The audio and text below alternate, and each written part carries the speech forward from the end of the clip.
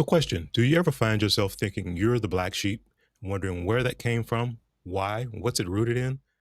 It's not a mistake. And that's what we're going to get into talking about today is generational pattern breakers. And if you think that that's you, stick around. Have a special guest, talk a little bit about you, your background, and then this whole black sheep slash generational pattern breakers and what that is all rooted in. Yeah, so hello, I'm Gunleen Deol. I'm a certified psycho-spiritual life coach, which means I work in the realm of spirit and energy as well as mindset and behavior change.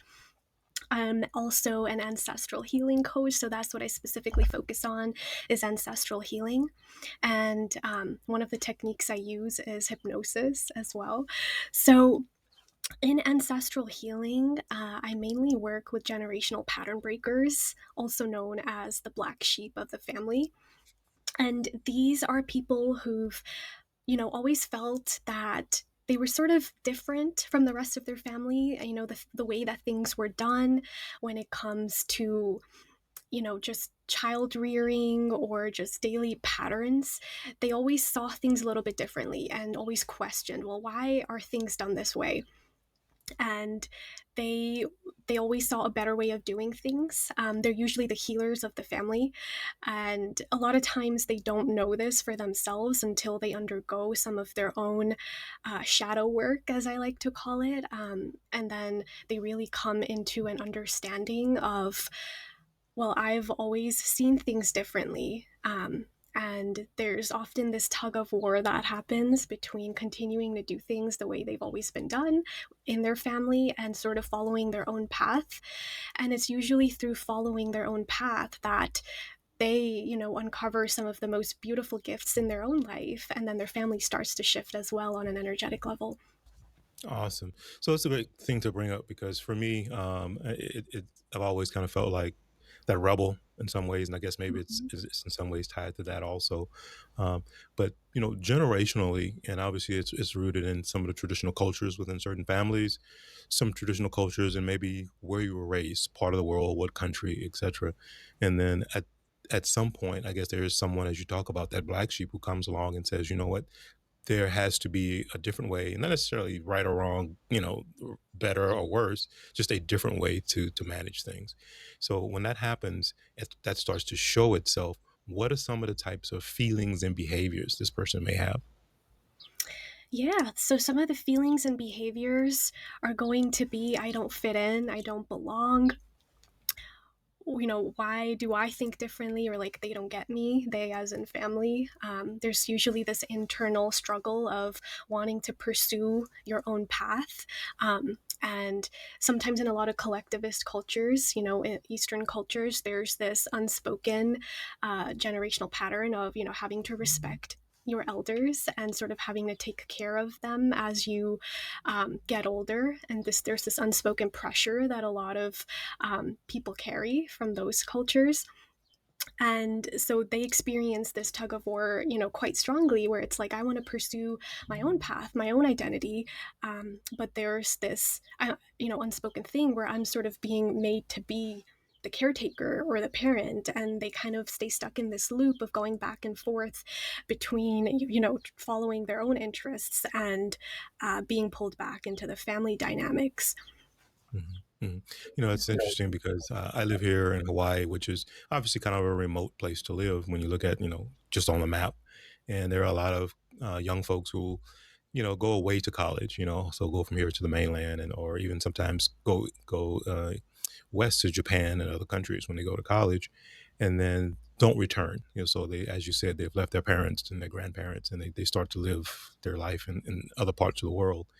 And then generationally, there is always this sense of, I guess, pressure that well, what about your family, and what are your duties, and what are your obligations?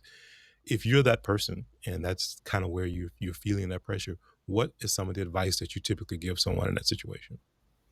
Yeah, so in my coaching practice, I never give advice because it's really different, for every person and what they feel called to pursue in their soul. So, in the type of coaching that I do, psycho spiritual coaching, we really examine what is the shadow here, first of all, right? What does that unspoken pressure look like specifically for that person? And then what is the desire, right? What do they actually want for themselves? And if they were to have a balance between pursuing their own individual path and, still having that connection to family, what would that look like for them? Um, so it's really about finding, that customized sweet spot for that particular person in the way that their soul, their spirit is asking for. Uh, so is a lot of the direction or guidance that you would give really helping them figure out what their intuitions, what their gut instincts, what Mhm. that inner voice is actually saying? Is that what you're trying to get them connected to? Yes, exactly. Yeah. So in the psychospiritual coaching, it's a process of them trusting their own intuition, learning to trust how their intuition speaks to them. Whether that's again through that gut feeling or if they have other energetic sensations they get, it's really about trusting themselves and their unique path because, two people's paths are never going to be the exact same. It's going to be, there's going to be some nuance with what their particular soul is asking them for in their lifetime.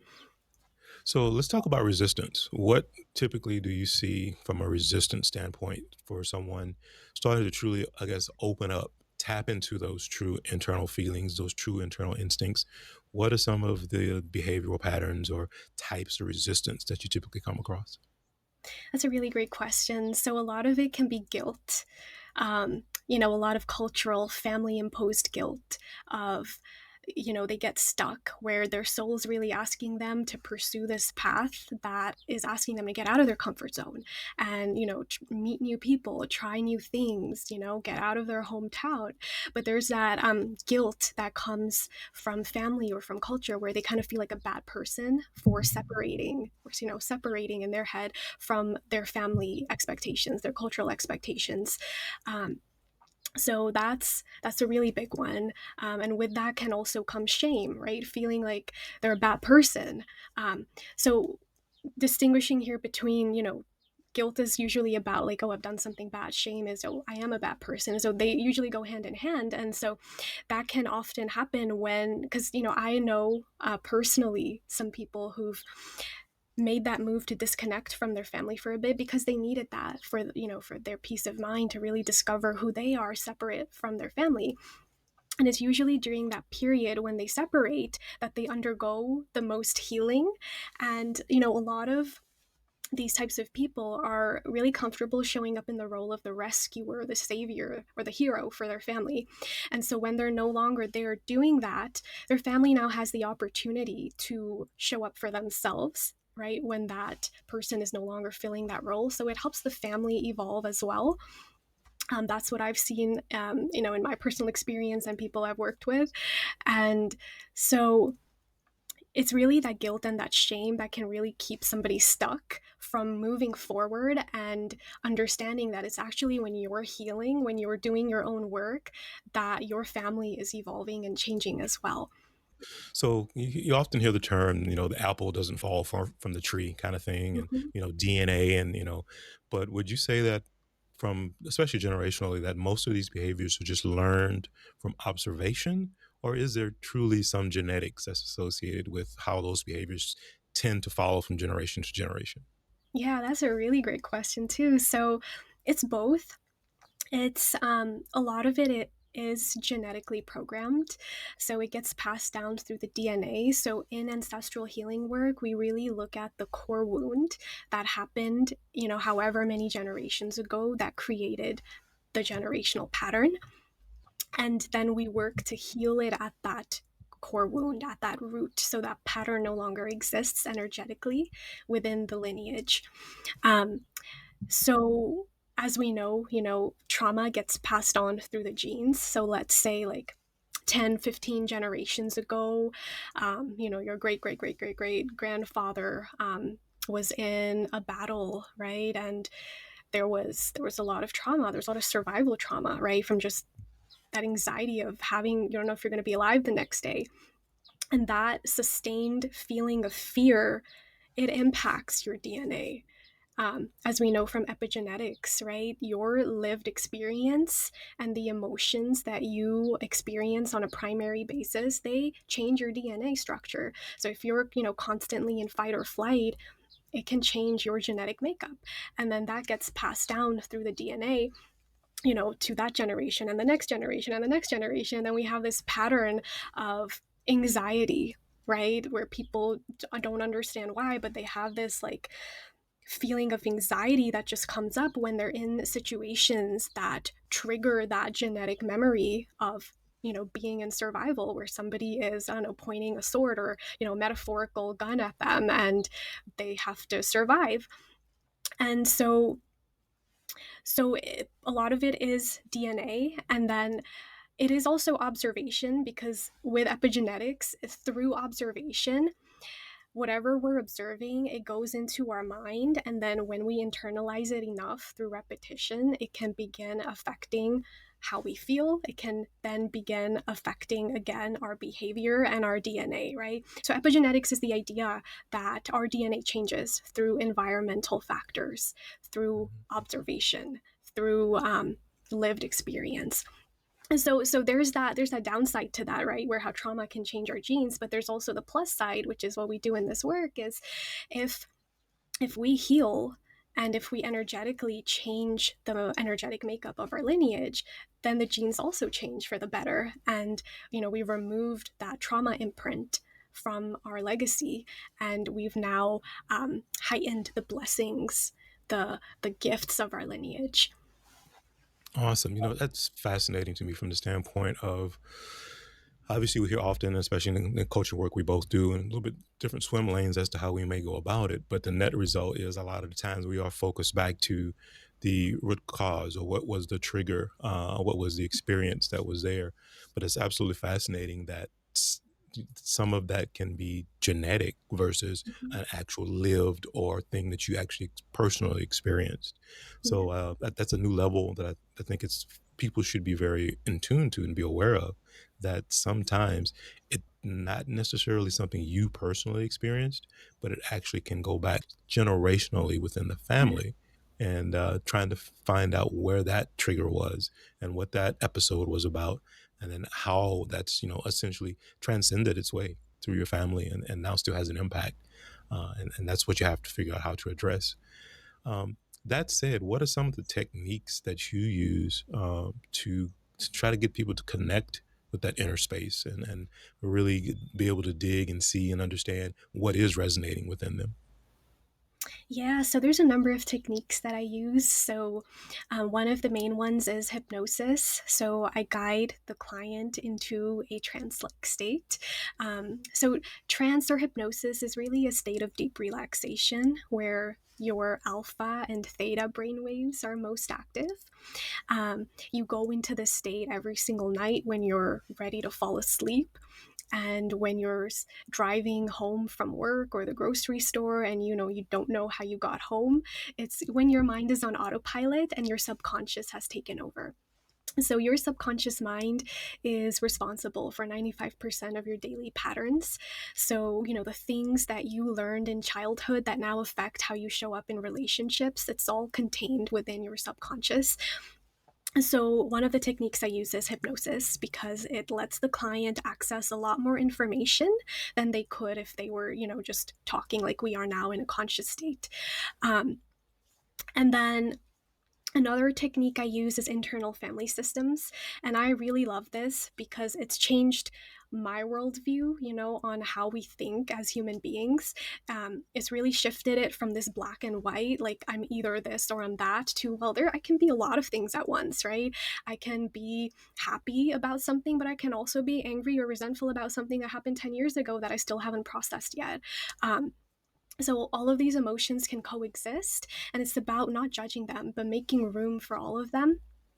And and then, really looking at them as a collective family, a collective system of parts or emotions. And it's really interesting because often our internal family system reflects our external family members.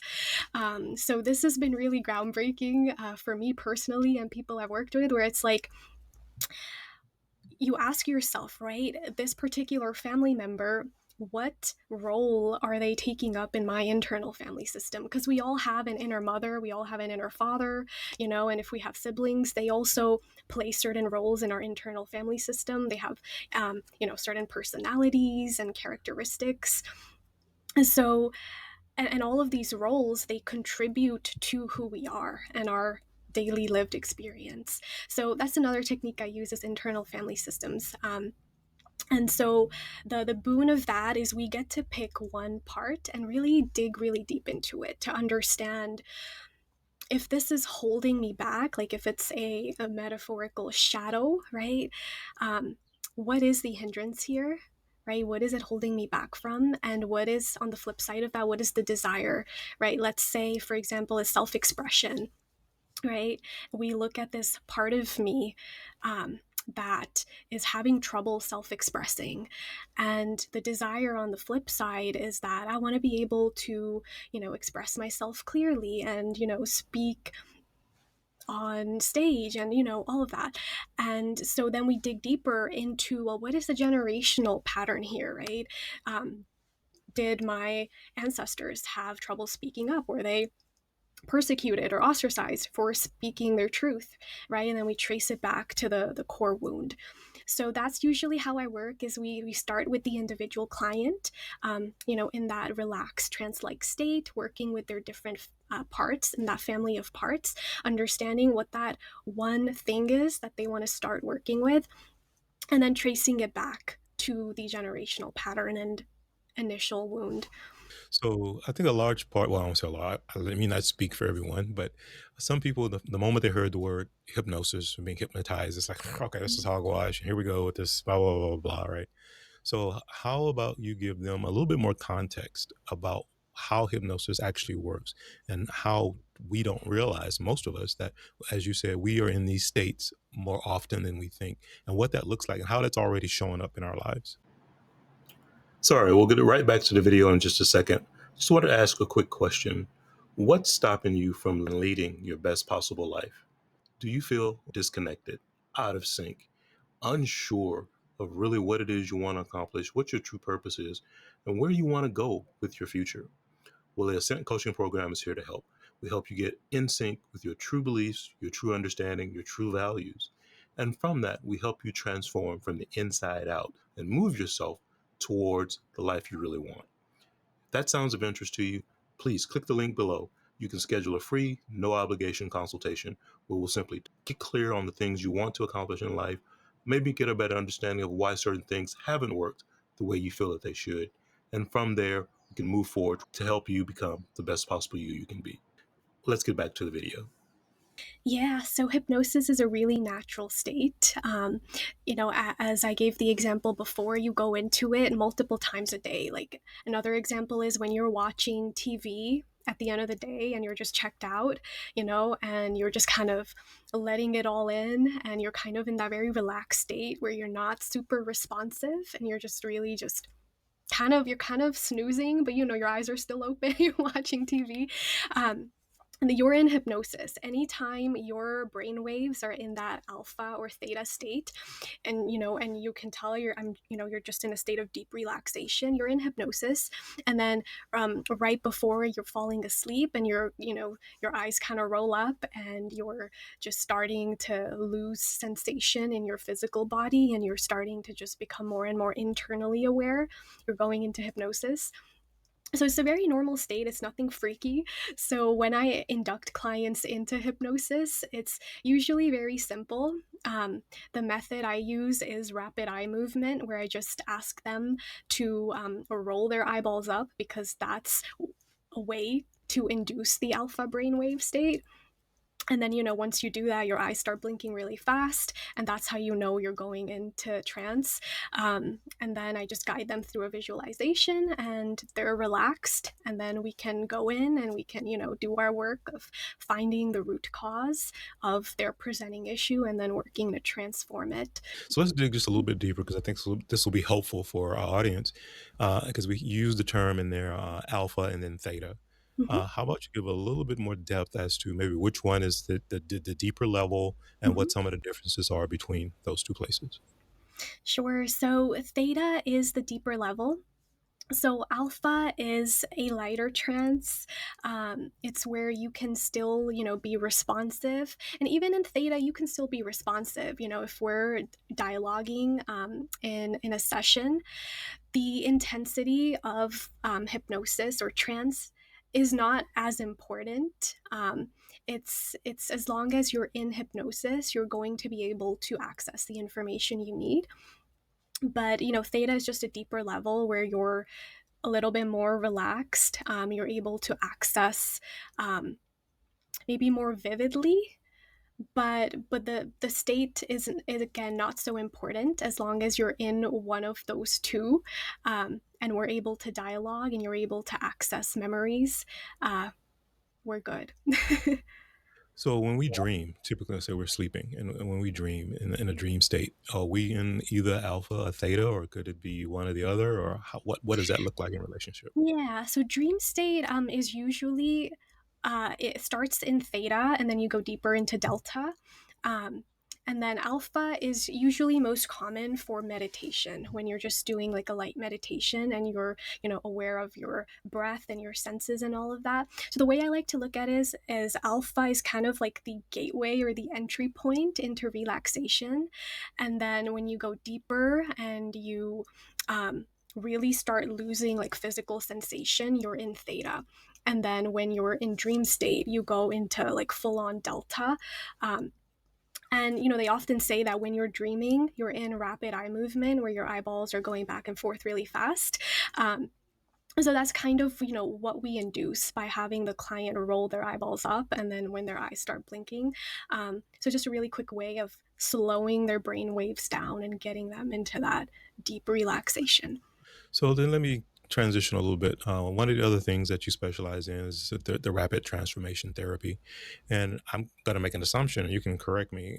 I'm going to guess that you might take someone through kind of that healing, getting in tune with who they are, their root causes, what their intuitions and spiritual feelings are first. And then once they have a grasp of that, is that when you might start to transition over into talking about the transformational type stuff? What does your process look like there? Yeah, so I always start with the individual, right? Getting them into that hypnotic state and then understanding what is most prevalent for them. So I what I really work on healing with clients at this time is inner child stuff, ancestral stuff, and then divine feminine embodiment. So I strongly feel that all three of those are so linked because when you start healing your inner child, it's natural to find that link to the generational trauma. And then when you start healing the generational trauma, you naturally find that, hey, a lot of this trauma was caused by the patriarchy. And there's this, need now stronger than ever for this, the divine feminine, to awaken and arise on the planet. And when I say divine feminine, I'm really talking about an energy of just being instead of doing and forcing and trying to fix. Because when we, in order to do any of this healing work, right, whether it's inner child healing or ancestral healing, it really requires a degree of witnessing ourselves, holding space for ourselves, all of those shamed parts, the parts that we've locked away and abandoned and suppressed. So it requires that holding space and just witnessing and just being with them without judgment. And so that there in itself is us opening up to the divine feminine energy. And so as we're doing our healing work, we're already transitioning into embodying that energy. And so that's why I say that it's like this natural path. It's this natural transgression that is that the right word? Transgression? That's not the right word. This natural transition that happens as we move from inner child to ancestral and then divine feminine embodiment. And so my process for that is we usually start with the inner child because that's what clients usually have the most awareness of is, well, I had a sucky childhood, these are the things I'm aware of that happened. This is how they're affecting my relationships now. And then once we start helping them reconnect with their inner child, we then go one layer deeper. And the inner child work, by the way, I usually start off with rapid transformational therapy, which is the hypnosis. And then once we understand that, we go one layer deeper to the ancestral healing. And the ancestral healing is where we start making the connections to, well, how are these traumas that I experienced as a child actually generational traumas that my parents also experienced and then their parents experienced and so on, right? So at that point, we're not only healing the individual, but we're also healing their entire lineage. Nice. And yeah, and then so that's where the ancestral healing and the psycho-spiritual coaching comes in. And then after that is when that full-on divine feminine embodiment can happen, because the person has healed enough to where they're now able to hold enough light and soft feminine energy inside of them to, bring that out into the world and offer that as a gift. Yeah. Yeah. So that's amazing work. And I like your process of that. So let's talk about this because I think there might be, especially some men who might be listening to this, who are going divine feminine embodiment. Well, I guess this is all about women. And I think that's probably not true because obviously we do have masculine and feminine energy in Mhm. all of us. So how about you share a little bit about why that's relevant, especially for men as well as women? Yeah, wonderful question. So, yeah, so every single human being holds both polarities, right? We each hold the divine masculine and the divine feminine.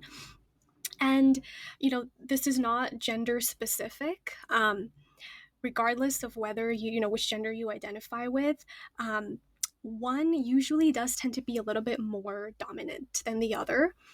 And, but regardless of that, I think generally in the world, feminine energy is what is most needed at this time for healing, because even for men, um, trauma doesn't discriminate. Men have trauma as well. They have inner child wounds, they have ancestral wounds, and really healing that requires coming into this soft space of, again, just witnessing inside.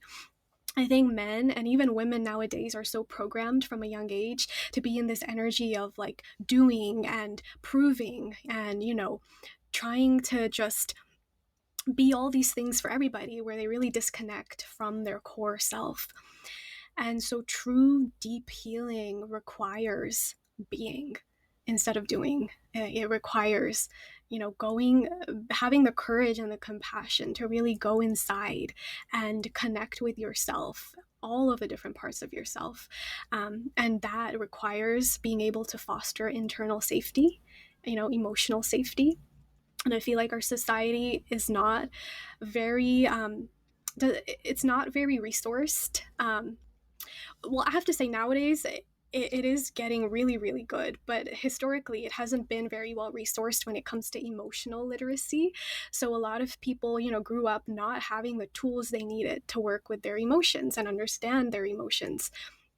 If there would be an argument, it would blow up into this big thing in a lot of families that would cause these huge rifts that, where it doesn't need to be that disproportionate of a reaction.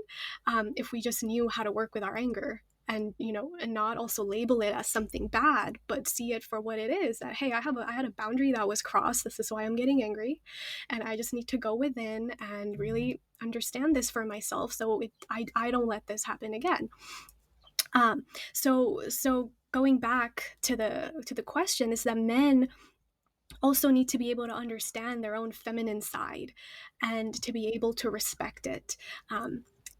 And with that, I have to say that, with the whole pedestalizing of masculinity that happens in our society, a lot of times the feminine is perceived as being weak, where it's like, oh, you're too sensitive, or you're too emotional. It's seen as a weakness, where actually it's a strength. Being able to understand your emotions and work with them is a strength, because when you don't understand that and you're just going through life, feeling numb or reacting, that's what's perceived as masculinity, is not feeling your emotions and being strong in that way of numbing yourself. And that's actually not healthy.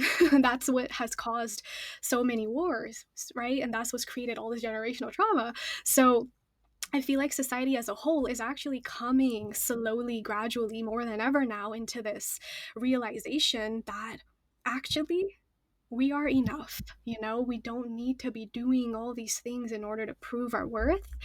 We can just go within, right? Understand, well, who am I really? What am I feeling? And what does it mean? And it's that softness that we're coming into as a collective now of understanding that we as we are in just our beingness is enough. The experiencing of our internal state is enough. Um, and that is feminine energy, and that applies to all genders. Um, so so yeah, it's really, yeah, really important at this time for everybody to open up more to their emotions and their feminine side. It's interesting you brought because you talked about the emotional intelligence piece of it, and one of the things that I see as a responsibility, but how that's going to start to transition and happen, I don't know. But I do believe that maybe our educational systems and sometimes even our corporate cultures are not necessarily set up to instill, teach, and help people understand and deal with their emotions and where they are from an emotional intelligence standpoint. Um, is that something you kind of see from your side of the fence too? Is that we could do better as a society and how we structure things and are more open in how we communicate in those different spaces? Absolutely. I totally agree with that. I think the corporate world, more than anything, is so hyper masculinized, where it's like, you know, we don't do feelings here. It's only about it's only about tasks, right? It's only Right. about getting things done. Like, only talk to me about work. But I think the more we make room for people's whole selves to come into the picture, the more we can grow. Well, first of all, the company and the business can be healthier because they're not going to have as many employees, you know, kind of going out the door. And because let's face it, right? Like in the workplace, more than anything, because we spend so much time there, a lot of our inner child wounds show up there in relation to our boss and our coworkers.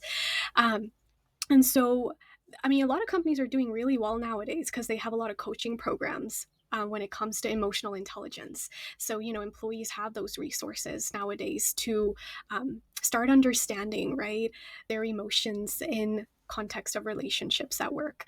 But I definitely feel there is a strong need to have inner child oriented programs, coaching programs in the corporate world. Um, that would really help the company, because the more emotionally literate the employees are, um, the more work gets done from a place that's collaborative, right? Instead of self-oriented, and you know, the less competition there is amongst employees. And you know, it's like, and also the people who genuinely feel aligned with the company's mission are going to be there, right?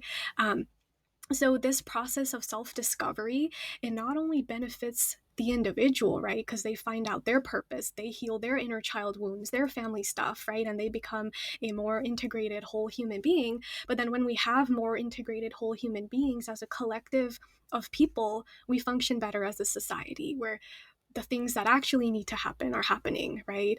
um, and people are working better together. No, 1,000%. And you hear a lot of people with corporate cultures and different places like that. Oh, that's all woo woo stuff, and we don't want to hear that. And no, we don't need a meditation room, and no, we don't need this, right? But if you understand that, as you said, people spend literally a third of their lives in some situations, if not more, with that group of people Hmm. throughout your working career. So that represents a large share of your energy, your effort, your mental state, your emotional state, etc.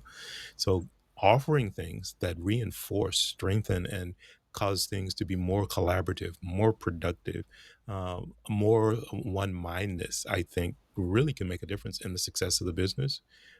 As you said, conflict versus collaboration is a huge thing that we can benefit from because there really becomes less combativeness. There becomes less competitiveness and more win-win. Yes, we can do this together. Here's the right idea. Here's the best solution.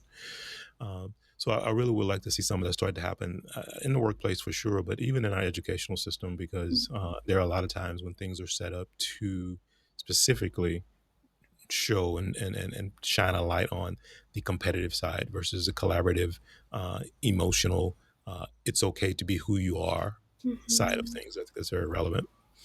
Yeah. So that said, I want to kind of go back to one thing you said earlier, and this is when we were talking about that core wound, right? And again, it could be something that's specific to you individually. It could be something that's generationally and goes back many generations.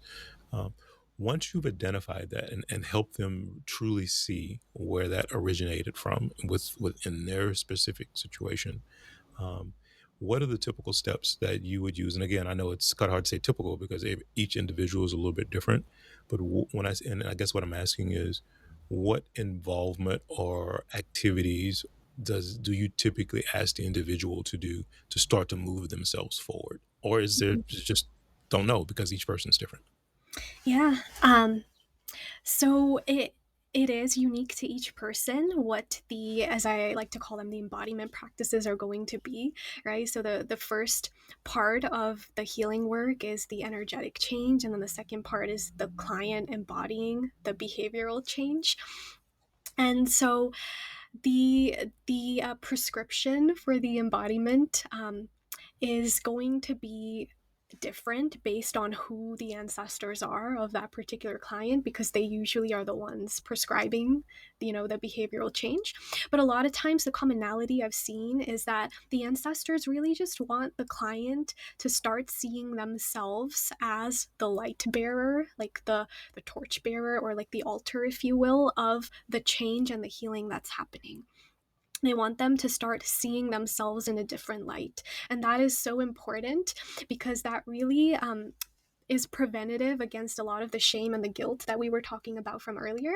Because for people who have been estranged from their families, if they do choose to reconnect, if they haven't changed the way that they're viewing themselves, they risk falling back into a lot of the old patterns, even though their family could have changed because they felt the ripple effect of the healing, the energetic healing. But if the individual, the cycle breaker, is still seeing themselves in that, from that old lens, um, the healing doesn't really have a place to land and continue rippling forward. Um, so so that's really, one of the main things I've noticed is a change in self-concept is so important. People understanding their role as the cycle breaker, and really understanding the significance of that is so important. And it's not like there's only one cycle breaker in a family or a lineage. There could be multiple, but every one is going to have a unique purpose and a different way, different patterns that they're breaking. Mhm. Very true. So, last couple of things I want to touch on here, and it's interesting because in my coaching practice, the first thing that I have to, I guess, have them realize and then work to overcome is the resistance piece. We talked about the resistance earlier, right? Because you're resisting, which is obviously what's kind of keeping you where you are to begin with, is that resistance part. And then once you've gotten past that, then it's the next pill you have to swallow, and that's kind of what you were just alluding to there, and that's the acceptance piece, right? Mhm. Um, and for me, that is where the tide starts to turn once they can get to a place of acceptance. One of the greater challenges that I see, though, even once they're in that place or they've started to get to that place of acceptance, is accepting and then actually letting it go, or as I say, maybe putting it down. Or do Mhm. you run into similar challenges where sometimes there's this yo-yo effect? Of they accept and they don't, then they accept and they don't, and so you're kind of bouncing back and forth. Or typically, once you've gotten them to that place, they are there and they can move forward. It really depends on how much work we've done in the beginning, with the individual before we started working with the lineage. It also is, dependent on the individual client and the unique challenges they have, because some people will have a little bit more self-doubt than others. And so when a lot of the healing happens and they start seeing it in their lived life, where they're like, oh, my family members are different now, like they're doing things differently, um, they may start to, doubt it sometimes, as you've said, and have this yo-yo effect, right, where they've accepted it and they're moving forward, but then but this thing from the past comes up, where there was maybe an argument or resentment with a particular family member, and all of that comes rushing back and they feel like, oh, I've relapsed. But it's like you haven't really relapsed. It's coming up because we didn't fully process it the first time. There's another layer of it that's being revealed, so we work through that. Having that yo-yo effect, it's normal. It's nothing to be alarmed or concerned about. Whenever that happens, it's usually just another layer, right, that needs more acceptance, that needs more recognition. Yeah, I think one of the most challenging seasons and what you do is obviously going to be the holidays, right? When the holiday season rolls around and you are, thrust into Thanksgiving dinner and Christmas dinner and all these different traditional things that happen with the family, and how to go about showing up differently than you have in the past, and just all of that. Is that something you see, and maybe having to get people reset coming out of that time of year? Yeah, so it's also, I want to make an important distinction here. So, ancestral healing, it doesn't always have to involve family reconnection. So, we do make a distinction here between the ancestors and living family. So, I find that a lot of the clients who are drawn to me, they actually care a lot about family, which is why they want to come into this work. And they're usually the people who need a little bit more self empowerment to recognize their individual identity as separate from their family identity. Um, so, with these types of clients, it's really important to actually separate energetically from being emotionally enmeshed and entangled with their family members. And as for showing up, to family celebrations and holidays like Christmas and Thanksgiving, is really a choice. If the client chooses to do that, it's coaching them, right, into how they can do that with appropriate boundaries, um, where they can limit the amount of time that they're there. They're there as long as it feels comfortable for them.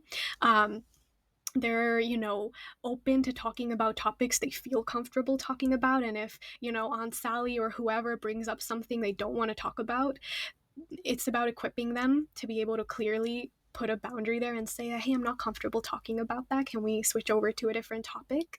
Um, Things like that. So, but in a general sense, it is common when there's especially a lot of siblings involved and parental things going on, to just have this concern, right, that clients express that, hey, I'm going to this family gathering, um, you know I'm a little nervous about it, and that's really where that self-empowerment and boundaries come in. Oh, sorry, real quick. We'll get right back to the video, but I have a request from you. If you're getting value from this video, please click the subscribe button and also click like, and maybe even share this with some of your friends. Also, join our community by making a comment, sharing your thoughts, your experiences that are helping you to live your best possible life. That's it. Thanks for subscribing, and let's get back to the video. So, final thoughts. What would you like to leave the audience with today, just based on everything you've shared so far, just to kind of as a takeaway to get them to maybe refocus, maybe get a little bit realigned, and then if they obviously want to do more work, what that might look like in the short term? Sure, yeah. So if any of this has resonated with you, if you've been able to identify yourself as a cycle breaker, as a black sheep, or just someone who's kind of wanted to find their own identity apart from their family, I certainly ask you to try ancestral healing. You can learn more about it on my website. It's thedivinerose.com. It's the hyphen divine hyphen rose.com. And you can subscribe to my newsletter on there. And if you're interested in, entering this work through inner child healing, ancestral healing, or divine feminine embodiment, you can complete the relevant interest form on my website and schedule a complimentary 30-minute discovery call. And then we will go from there in customizing a path that's going to be really healing and unique for you. And It's really so important to understand our inner child and the unique wounds that it experienced, because it really does affect us on an unconscious level in all of our relationships.